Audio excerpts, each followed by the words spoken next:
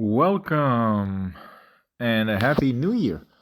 May all your best wishes come true in 2025. Health, family, and work life balance are essential. Those were definitely on my list. So, we're kicking off 2025 with a session that mirrors our preseason block in our periodization.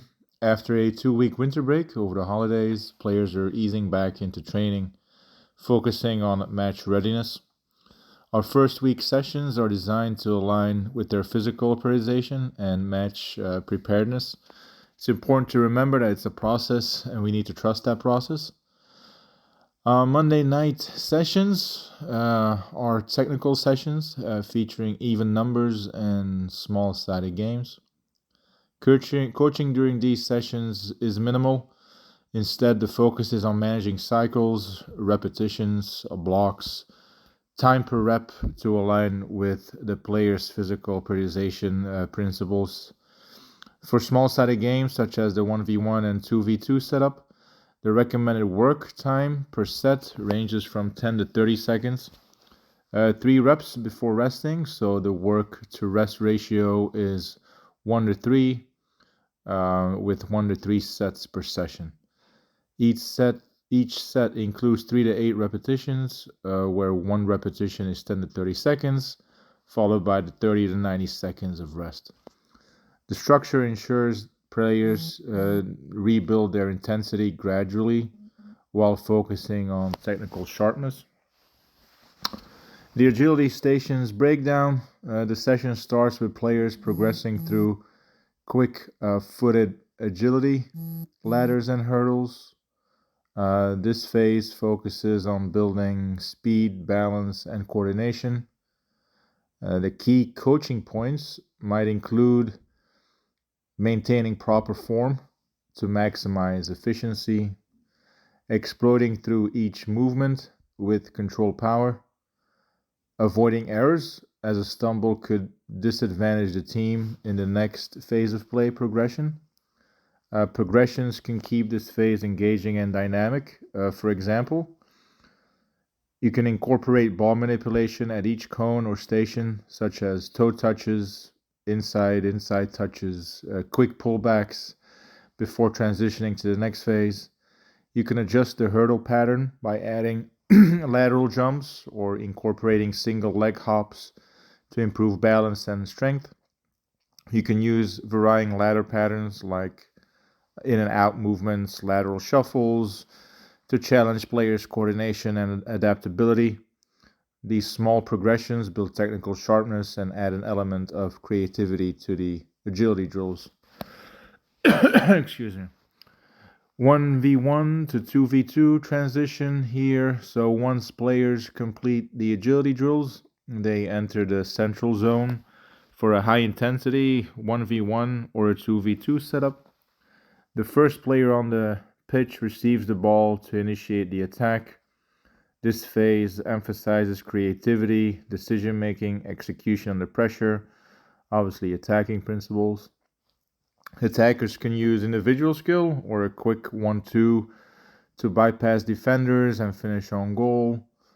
Defenders must remain compact and disciplined, looking to win possession and counterattack quickly before the opposition or opponent can recover. This dynamic keeps the players engaged and encourages tactical awareness.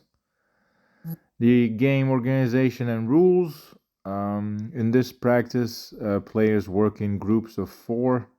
So 2 teams of 2 start at the agility station. The team with the first player entering the central area receives the ball and begins a 2v2 attack. Each successful player earns a point for the team. After each round, players rotate back to the agility station for recovery before the next group begins. This format ensures that the players are continuously engaged while respecting the work to rest ratio, as mentioned before, necessary for physical periodization. Key coaching points.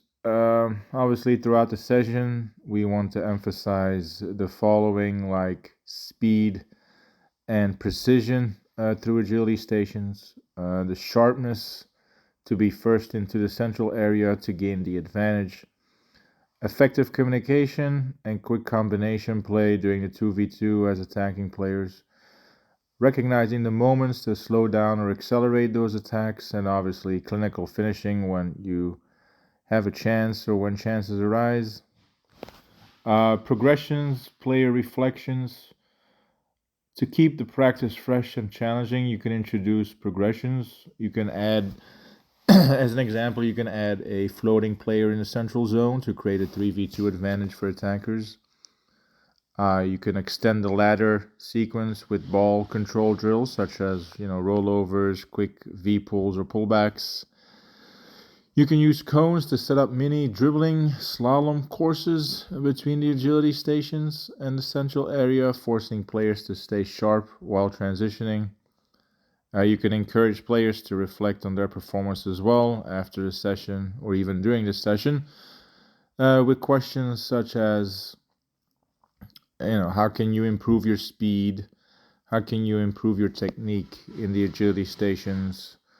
What are your strengths in the 1v1 or 2v2 scenario? What are your weaknesses in the 1v1 or 2v2 scenario?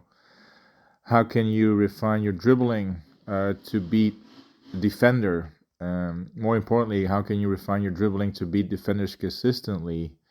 Do you have a go-to move for 1v1? Are you passing defenders on their left, on their right side? What is your go-to move, your skill move? In closing, obviously the session is an excellent way to combine physical development with technical and tactical sharpness. Like I mentioned before, as we trust the process of preparing for match readiness, this practice sets the tone for a productive and successful 2025. For more drills, tips, coaching insights, you can follow me on Instagram. My username there is @thescoutingcorner. Again, @thescoutingcorner. And of course, don't forget to like, share, subscribe for more tactical Tuesday content, because I will be back tomorrow. So Mondays are small-sided games, even numbers. On Tuesday, we do our tactical game situations on Tuesday on a half field space with a game-like scenario. So please like, comment, share, and subscribe for more. I will be back tomorrow. Thank you for listening, and I hope to see you back soon. Thank you.